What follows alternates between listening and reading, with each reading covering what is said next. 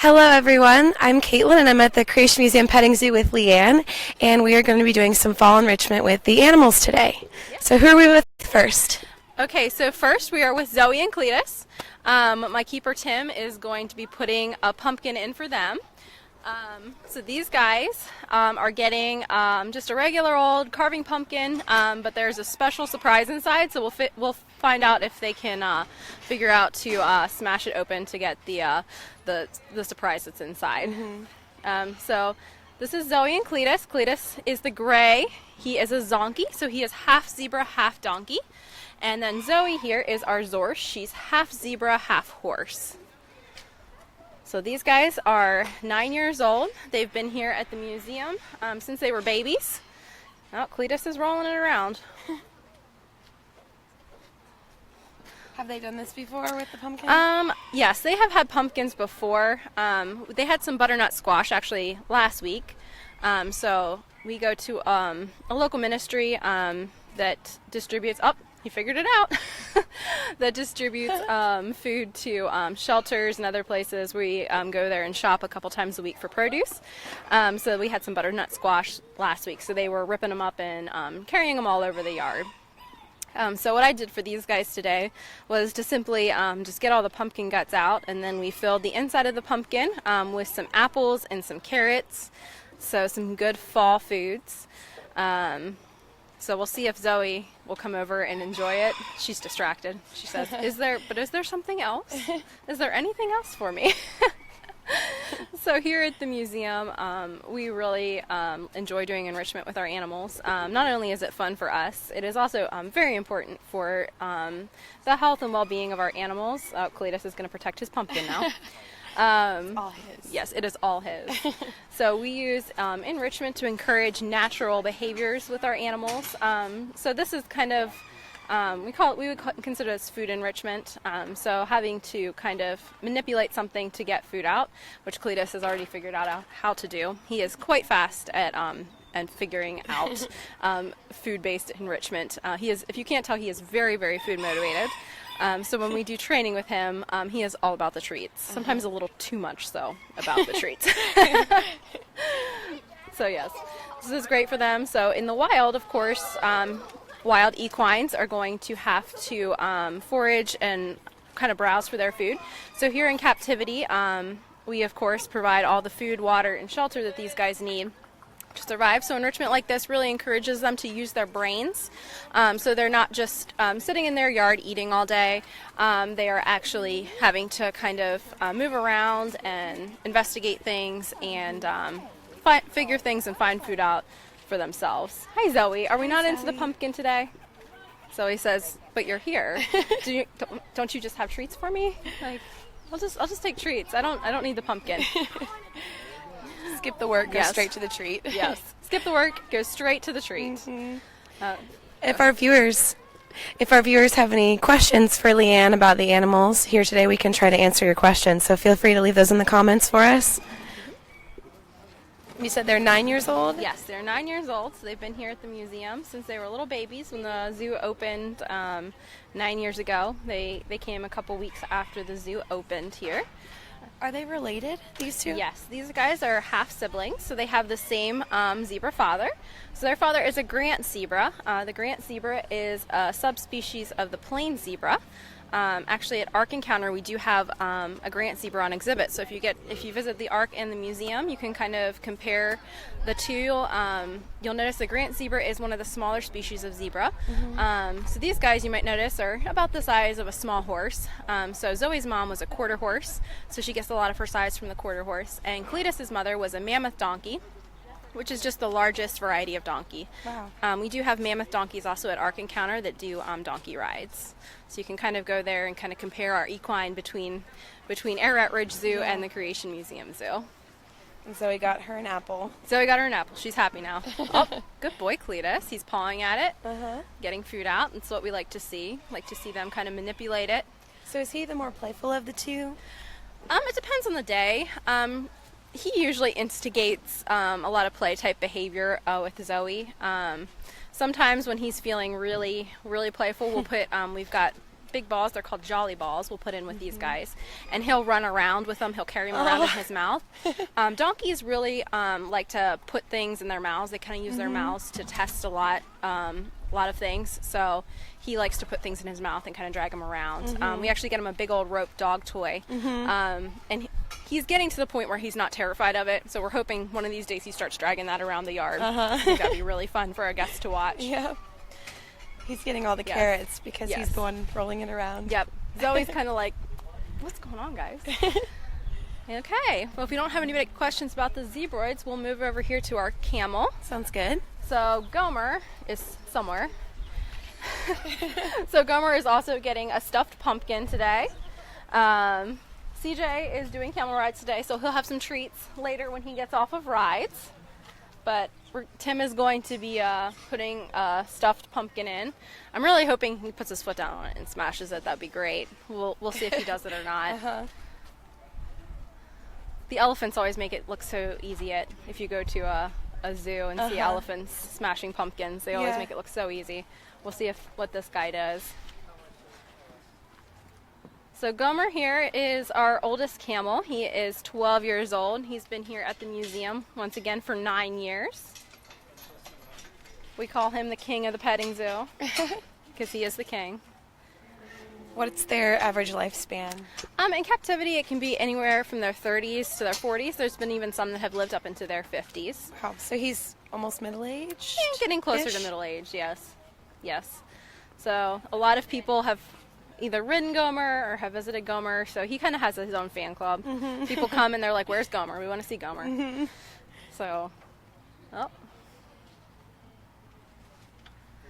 camels love melons and also pumpkins. During the summer, we of course give them watermelons, cantaloupe, honeydew. Those are all some of their favorites. And of course in the fall, we'll give them pumpkins and squash as well. He had some butternut squash the other day, which apparently they're not as big of fans of butternut squash as I thought they would be. We had a lot to clean up in the morning, but that's okay. Oh, really? Yes. Funny. But it's okay. We like trying different foods with them because even like the sense of different foods can be really enriching for them. Just smelling different things, checking them out. It's very natural behavior for the camel. Did Cletus and Zoe like the squash? Yes, Cletus and Zoe. Zoe especially loved the butternut squash. She was a big fan of that. Gomer, you're not going to eat your pumpkin? He says, but you're here. I must come down and show off. As a reminder for anyone that's just tuning in, we are taking questions. So if you want to ask Leanne any questions about Gomer the camel or our Zorus and Zonkey, feel free to leave those in the comments. Yes, we actually just got done a camel encounter with Gomer. So every day at 1 o'clock and then again at 3 o'clock, we offer camel feedings here at the museum. So Gomer and CJ are not allowed to have the petting zoo food that you can feed all of the other animals here. Gomer just has a very sensitive tummy, so we have him on a very specialized diet for that. So that's why we offer camel feedings at 1 and 3 o'clock every day. Usually we use either lettuce or kale for those feedings. It gives people a chance to not only get to feed the camel, but also to learn a little bit more about the camel because these creatures are just, they're amazing. I think they're just a fantastic example of a creator. Yes. There's just so many of their different features that are just incredible for their survival in the desert. When you visit the museum, the petting zoo is included in your general admission, so make sure you come out here. It's really beautiful weather right now, especially in the fall. And there are events going on all day out here in the zoo, right, Leanne? Yes, so we have several events that we do throughout the day. Every morning at about 10:30, we have one of our small animals inside the museum on the lower level in Palm Plaza. So we'll do what we call critter close-ups with them. So you get a chance to hold, pet, learn a little bit more about hedgehogs, roosters, and our bearded dragon as well. And then, of course, at 1 o'clock, we do our camel encounters. And then 1:30, we typically put enrichment out for some of our animals. So we call that our enrichment fun time. So typically when we put enrichment out, a keeper will be there kind of to interpret that enrichment and kind of explain why we use environmental enrichment here at the museum. And then again at 2:30, we do another critter close-up inside. with our small animals.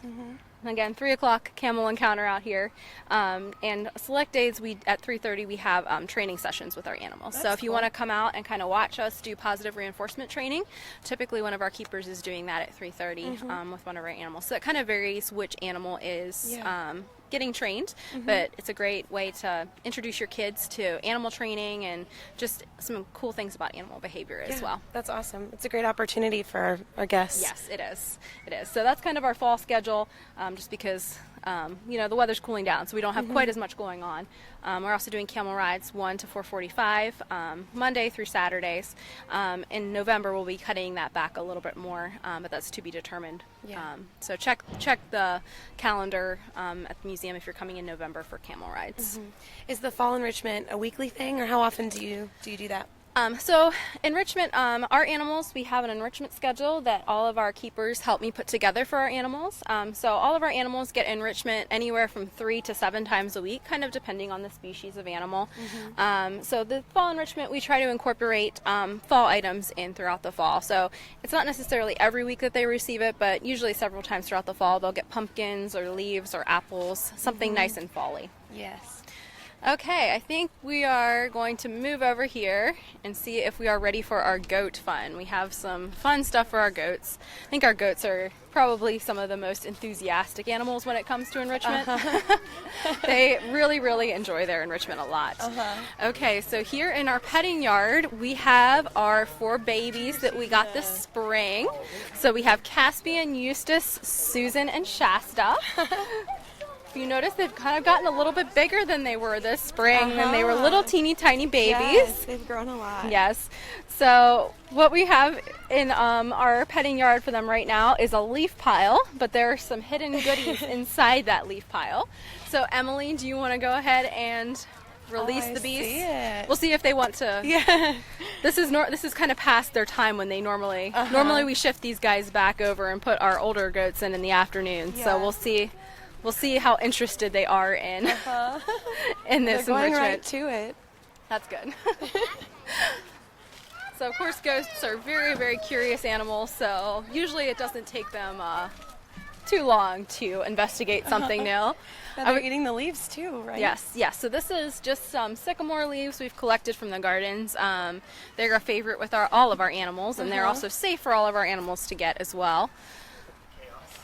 So Eustace, he's a black and white with a red collar on. I'm really surprised he is not like surfing through the leaves on his head.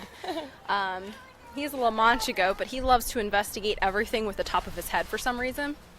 So That's funny. I'm really surprised he's not headbutting the leaf pile at this point.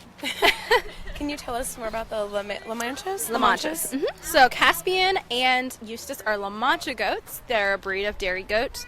If you notice, I don't know if you guys can see on the video or not, but they have very little to no external ear flaps. Now they can still hear just fine. Their ears were not cut off or anything like that. That is just a characteristic of this breed. So this breed was developed on the West Coast about 50 years ago is really when it started developing. And they're descendants of a short-haired Spanish goat that was brought over by monks as they were building monasteries in California. So the short-eared gene was in this population, and over several generations, as they were breeding the population with themselves, the ears kept getting smaller and smaller, so we just saw this recessive trait become more and more common in the population. So now there's 2 types of La Mancha ears. The elf ears, which are the little short, if you notice, the Caspian, he's got the purple collar on. He's got what's called elf ears. They're a little bit longer, whereas funny. Eustace has goblin or gopher ears, so he's basically got almost no ear flap. But once again, they can hear just fine. We did not chop their ears off or anything like that. And then in contrast to them, we have our Nubians in there. So that is Susan and Shasta. They are mini Nubian goats. And Nubians are known for their long, long ears. So I love this group of goats because we have one of the shortest ears and then the super long ears. It's a great combination. Yes. Another good example of the variation within kind. Yes. and just the variation even among, so these guys are all the same species of goat, just domesticated goats, but just even among like our domesticated goats, how many different breeds we have, and just different uses we have for these guys. So both of these breeds, Caspian, be nice, are going to be mainly dairy breeds. Now, of course, they can also be used for meat as well, but these are two very common dairy breeds. Yeah. So they're not messing with the pumpkin, which kind of surprises me. Caspian is kind of the boss of this group of goats, if you can't tell. He's the oldest. He likes to let everybody else know he's boss. Is there anything inside the pumpkins? Or those? They're just whole pumpkins. So the goats, and especially our sheep love squash. They'll eat it whole. They'll start working at it, and they'll actually get holes in it and then get to the yummy interior, which is kind of surprising because goats and sheep only have teeth on the bottom and the front, and they've got a hard upper palate, which not a whole lot of people know that. And so it's really impressive how much they can do with those bottom teeth and then that hard upper palate. Yeah. Eustace, what you doing, buddy? Eustace may or may not be my favorite goat. Don't tell everybody else. That's the one with the red collar? Yes, that's the one with the red collar. He's just a fun little goat. Yeah. I can't believe how much they've grown since the last time we saw them. They are now all over 50 pounds, believe it or not. Wow. When we got Susan, she was 14, I think, 14 pounds, something like that. Are they still less than a year old? Yes. So Caspian, he'll turn a year old in February, and then the other three will turn a year old in April. Okay. Will they get any bigger than this, or are they full grown? They will get bigger than this. They'll probably, the La Manchas could put on another 20 to 30 pounds. The Nubians, probably another 20 pounds.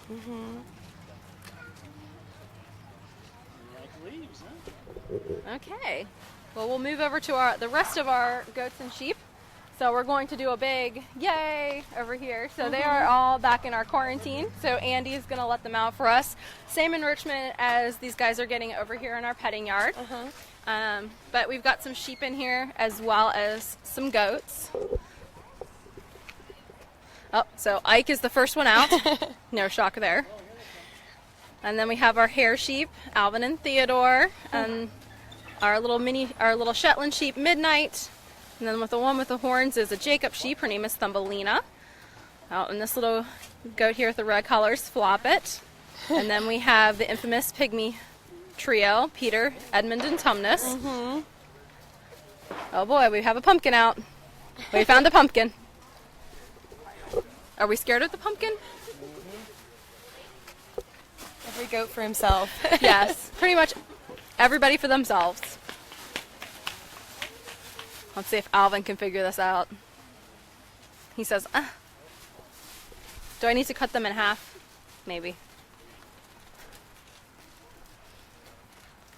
We had a comment from Donna. She said, what other museum do you know that has a beautifully landscaped garden and a petting zoo? It's true. Yes. It's very unique here to the museum. We have over a mile of trails around our beautiful lake and a great petting zoo.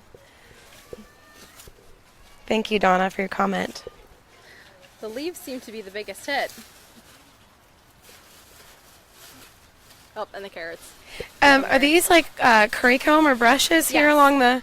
So that's for scratching their backs? Yeah, so they'll scratch their backs and their sides on those. Goats really love to scratch, especially at least ours love to scratch, so they'll use those. We also have some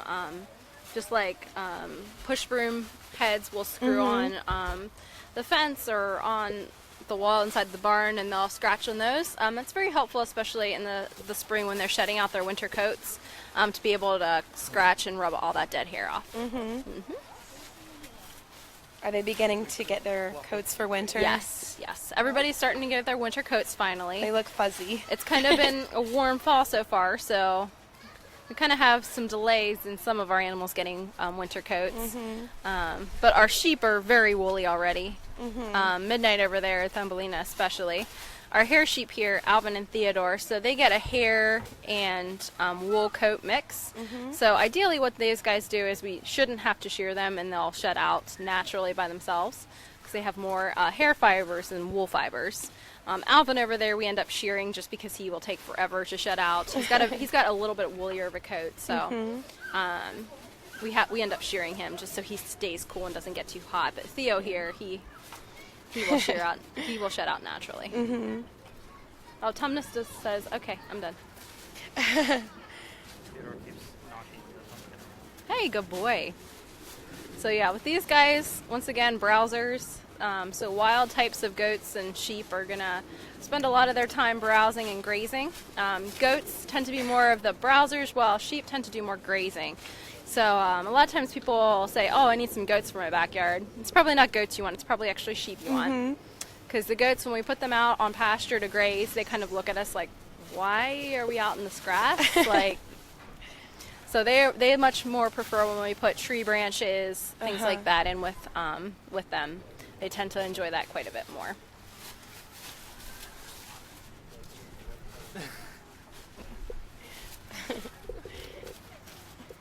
Eddie. I think we're all trying to find the elusive carrots, it looks like. I was going to say there's a carrot right here that nobody's snapping up.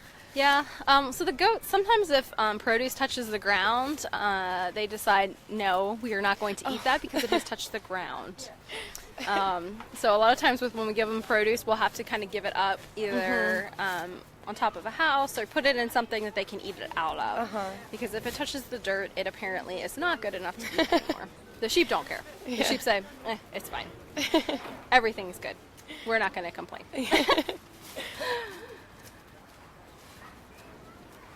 Okay.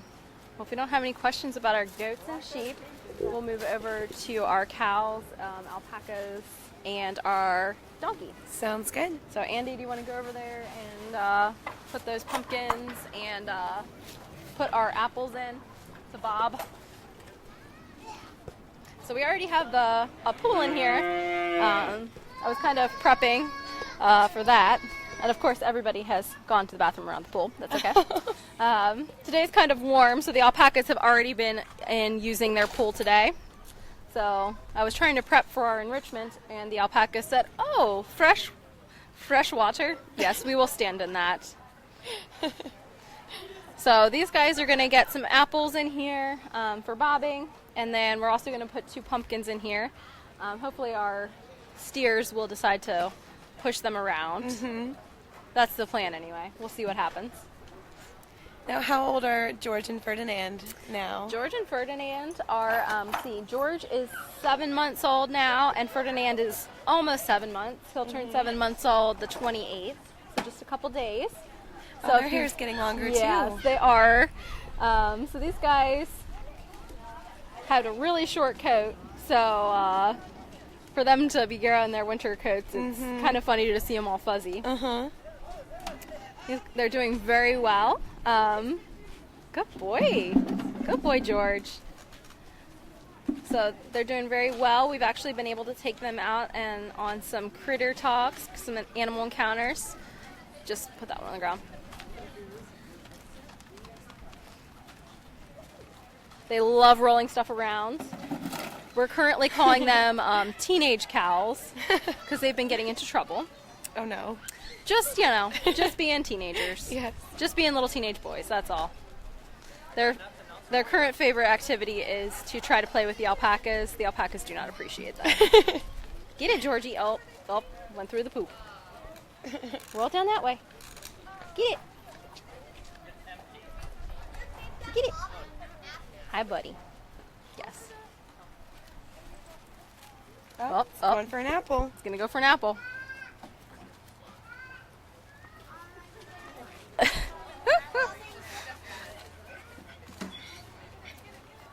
Come on, Georgie. You can get it.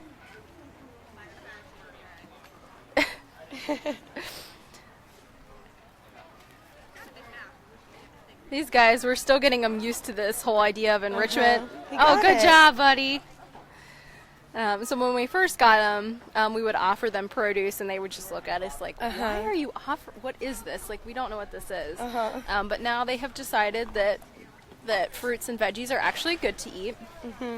So George's favorite is actually bananas. He loves bananas. So when we do training, if we have bananas, we'll give him bananas as a reward. Ferdinand's favorite is baby carrots. He prefers the baby carrots to other carrots. We have tried both, and he says the baby carrots are better. So they haven't had a whole lot of apples, so this is good for them. Kind of exposing them to a new veggie. And then this is little Ella. This is Ella here, yes. So her and the cow and our steers here are starting to live together now. Our steers have gotten bigger, gotten a little bit more confident. Ella is still the boss, though, as you can tell. So we now have them together. During the day, all of them are together, and then overnight, currently Ella and the cows are getting used to living together. As I said, our steers like to chase the alpacas around sometimes, so we don't want to terrorize our alpacas too much overnight. So they have to be separated overnight. But ideally, we'll have it where they're all together all the time. Yes. That's the plan. One big happy herd. Yes. Up. Well, almost 3 feet in. He's taken a bite out of several apples. I don't think that's how you bob for apples. He's cheating. It's fine. Probably nobody else will want to eat the apples now. Can you imagine if people played that way? Yes, we won't play the way the cows play. No.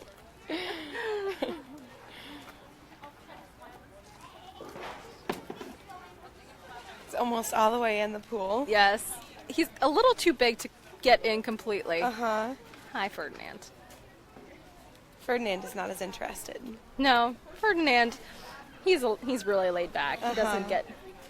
He's definitely the laid back one of the two. So they do have very different personalities, or They do. They do. This guy, I mean, he will do anything for his bucket of food. George is a little bit more like, do I have to? But George, he's come a long way. He's definitely a little bit more suspicious of people, but they've both come really far. So we're able to take them out on walks now. As I said, we've started to doing some animal talks with them. We're going to continue that because we want to get them comfortable because Christmas Town is coming. And these guys will be part of the live nativity, of course. Great.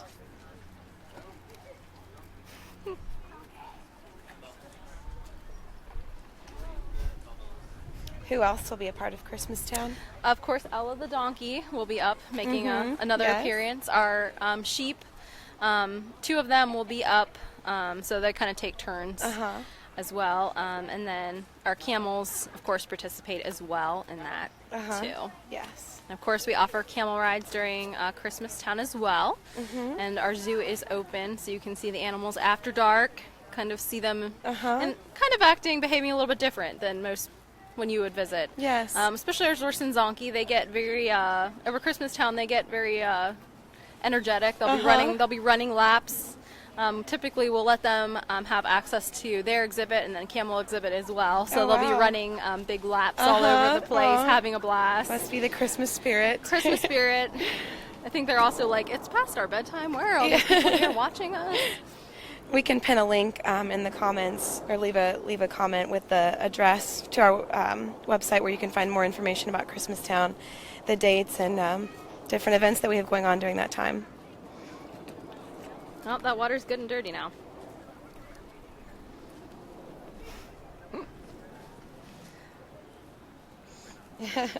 Also not a way that people would like to play. No, I don't think people would like to put their feet in in the thing they're bobbing for apples in. But George doesn't care. No. George says He's got it all to himself anyway now. He's got it all to himself. I'm surprised Ella's not over here. Normally, she's all about the apples, but I think it's because they're in water. She's saying, I'm just going to come over here. Kind of do my own thing. He tossed one out over there on the ground, but nobody's going for that either. Yeah. As I said, I think it's because he's taken bites out of almost every single apple in there. Everybody else is like, I don't want your slobber. Okay, we'll move over to wallabies. Let me see if yes, I've got to keep her over here. Good. So the wallabies are getting some really fun enrichment. So we've got some bamboo and a pumpkin for them. So our wallabies get some type of browse. So browse is basically tree branches, bush branches, leaves, that sort of thing, which is very important for them. It's very much part of their natural diet. It's very healthy for them as well. So we will see. They probably won't mess with the pumpkin too much. From past experience, we found that they don't seem to like the pumpkin a whole lot, but that bamboo will make it worth it for them. There he comes. So that's Skippy there hopping up to the pumpkin now. Does this bamboo come from our garden? Yes, this comes from our garden. Our grounds department is very gracious, and when they trim things, they share it with us. Oh, there he goes. Yep. So if you notice, he's kind of grasping the bamboo with his front paws. So these guys are, they will use their front paws to grasp objects. So in the wild, these guys are of course found in Australia and also Tasmania. And they live in the edge of the grassland that kind of when it hits kind of brushier areas because they're a lot smaller, so they prefer to have some covering of bushes. So they'll live in those areas, and they will do a lot of browsing on those plants. So they'll pull down branches that have tasty leaves on them and nibble on those. So, as I said, Skippy's the one towards the front here. Bandit's kind of behind the post there a little bit. This is a great time of year to come out and see the wallabies. As it's cooling off, these guys tend to get more active. So 70 degrees, they tend to be active all throughout the day. So normally we tell our guests over the summer months, early morning and then later in the evening is a good time to come and visit these guys, just because they want to avoid the heat of the day. So they'll be either laying under one of their shade structures or inside their barn laying in the cool under the fan. But this time of year, they'll be laying out in the sun, just sunbathing, enjoying the day. So fall is a really great time to come and visit the wallabies. Like I said, we put enrichment in for these guys anywhere from 3 to 5 times a week typically. So they get browse 3 times a week. So either bamboo like they have today, or mulberry. That's one of their favorites. Mulberry is an absolute favorite of these guys. We'll also hang up banana leaves for them from the gardens. So until we have our first frost, we're enjoying getting those banana leaves from our grounds department. And then also willow. We'll find some willow branches for them. They really like that as well. And then some of these plants they will actually strip the bark off of. Not bamboo, but the mulberry and sycamore and willow, they'll actually strip the bark off. So sometimes you'll come in the mornings and you just have a bark or a branch that's just a branch. It doesn't have any bark, no leaves, nothing. No bark. That's funny. They love it. So I'm really hoping they start nibbling on this pumpkin, but we'll see. We're using it more for a placeholder. Here, hold up the bamboo for us. Decorative. It's very decorative, yes. Yes. I'm hoping Bandit was thinking about it. These guys can actually also extend themselves. They'll kind of stand up on their back legs and kind of balance with their tails and be able to reach up higher and also pull branches down. Yeah. Is this Bandit or Skippy here? Bandit is the one interacting with the bamboo right now. And Skippy's over here there chewing. He found something good. So yes. Number of cool different ways these guys will interact with their enrichment. Yes.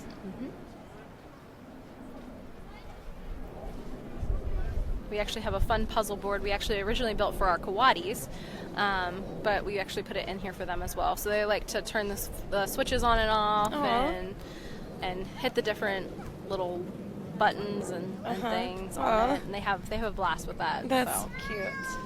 I'm also working right now with these guys on doing some training with them. So I usually do several sessions throughout the day. You might see a keeper in the yard with them with a clicker and some cheese crackers. So what we're teaching them to do is to come in their call. Skippy has it pretty much down. Bandit's, he's a little bit more shy. So he's actually the reason I started training them with these behaviors, because I want him to be more comfortable and come up to me when I come into the exhibit with them. So we're working on that with him.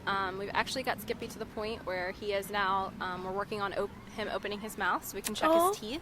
Good. So it's an animal husbandry behavior. And we're also getting him to give us his paw and putting his paw down out flat, both his paws out flat. So we're hoping to get some wallaby paw prints. That is our long-term goal with that.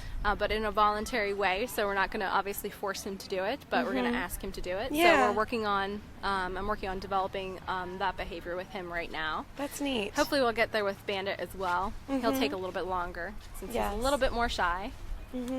That's really neat. So yes, just an example of some of the training we do.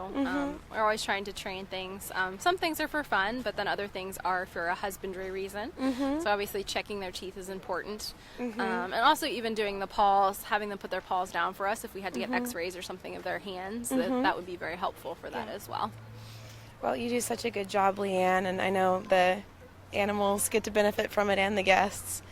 So definitely come out and check out the petting zoo when you're here at the museum, because there's so much to see, and it's a lot of fun. Yeah. Okay, so I think to wrap it up, we're going to go over and see our Coatis. So they're going to get a pumpkin. We'll have to go inside our petting yard to see them. So we already have, over the summer, we have, this building is open sides, so air can flow through nicely. It's a very more open exhibit. But over the winter months, winter months, we have to put some sheeting up to keep it a little bit warmer in here. Eventually the Coatis will be going off exhibit for the rest of the winter. They have I call it their condo out back. Their condo. Insulated and heated and all kinds of fun. So we will actually go in our one chicken exhibit so we can see a little bit better, because there's quite a lot of glare on here, on these panels. Heather, can you unlock this one for me?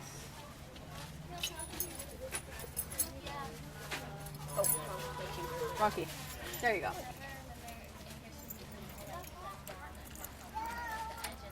Thank you. And with the chickens. Yes, this is one in there, so hopefully you guys can see in here. Sorry, it's a little bit cramped. So in here we have our Coatis. Here we have Waldo. Oh, wow. There he is. Say hi, Waldo. And these kennels here are just how we feed our Coatis.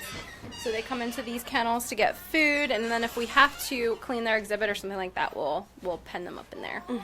Okay, so Joanna here is giving them some enrichment. So they're getting a stuffed pumpkin. Joanna, what did we put in that? We have a little bit of molasses, live crickets, and mealworms. Oh, that's fun. So molasses. We have crickets and mealworms. Okay. So we have some molasses and live crickets and mealworms in the pumpkin, and there's also crickets in that paper sack as well. So that is Sophie there. Sophie is our female. She is 4 years old. We've had her since she was about 4 weeks old. So I actually hand raised her. Now Waldo, there he is. He's coming. Sophie loves her paper bags. They're one of her favorites. So if people don't know about Coatis, Coatis are in the same family or the created kind as the raccoon. These guys are found in South and Central America. There are 3 different species of Coati. There is this species, which is called the white-nosed Coati. These guys are found more in Central America. There is also the mountain Coati. They're found in the mountains of Colombia. And then there is the South American, or the ringtail Coati. Hi, Waldo. Waldo says hi. I am Waldo. The South American, or the ringtail Coati, that's found throughout the northern part of South America. Oh, don't fall off. Don't fall off. Waldo and paper bags is not a good combination, we found out, so I'm very glad that Sophie grabbed that first. Yes, he gets very excited and sometimes walks off of things when he has paper bags. Oh, no. So these guys are probably my favorite animals. They are my favorite animals here at the museum zoo. Part of that is simply because I've worked with them and for so long. I've done several school projects on them, so they're my favorites. Yeah. They're my babies. They're very fun for our guests too, to guess what they are, because not a whole lot of people know what Coatis are, simply because they are not endangered. So most zoos in the States do not have these guys. There's some people that will use them in their animal programs, but they're not common on exhibit. So people often are like, what are those things? These are definitely our animals that get called different animals the most. Yeah. We get lemurs and monkeys a lot because of the long tails. Oh, sure. Yes, I wouldn't have known that they were related to raccoons. You wouldn't necessarily guess that just by looking at them. If you observe them for any length of time, you kind of start to see the similarities. Yeah. But yes, They're very curious, like a raccoon is. Sophie right now, let's see if she's doing it for us. So these guys are going to be insectivores in the wild. So they will dig around in the dirt and in dead and decaying leaf litter and in decaying trees as well, looking for insects. So if you notice, God has given these guys a very long nose and also long claws. So these two things really help them root and rip apart things to get food out. So that's kind of what she's doing, is trying to use her nose. Oh, she found another cricket. Hi, Waldo. Again. So Waldo has an exceptionally long nose. The males tend to have larger snouts. So if you notice, especially if they get side by side, you can see it really well. You can see that his snout is a lot longer than Sophie's is. Let's see if he'll come down. He's being a little bit shy today. These guys will, if they feel nervous or they're a little shy, they tend to go up in trees. So they'll be on the ground foraging for food, but then they generally spend most of the rest of their time up in trees. They'll actually have their kits, their young, in holes in trees and that sort of thing. So baby coatis can climb from about 6 weeks on. So very good climbers. Yeah. Sophie, can you get it? How many kits do they have typically in a litter? They can have anywhere from 2 to usually 6. Okay. Sometimes they will have larger litters, but usually 2 to 6 is common. Now, we won't have any babies here at the museum. Both of our coatis are neutered. That's mostly because we want to be responsible and not have 100 coatis running around the property. As much as I would love that. I bet they're cute. They are very the cute. babies. They are very cute babies. We want to be good and responsible with our animals here. Waldo says, but you guys are right there. I'm just going to come over and hang out with you guys.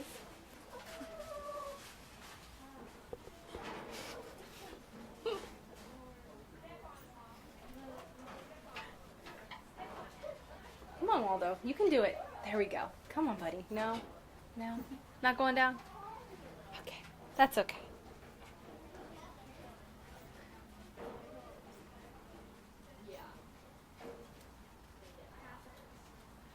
Nope, Where she's did eating the pumpkin go?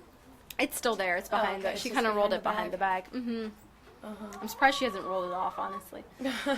Sometimes what she will do when she's not quite sure how to get something out is she'll just throw it off of wherever we put it. So she'll just kind of roll it off, and then it'll fall and break. That's her. You know, Her strategy. her strategy. She likes to work smart, not hard.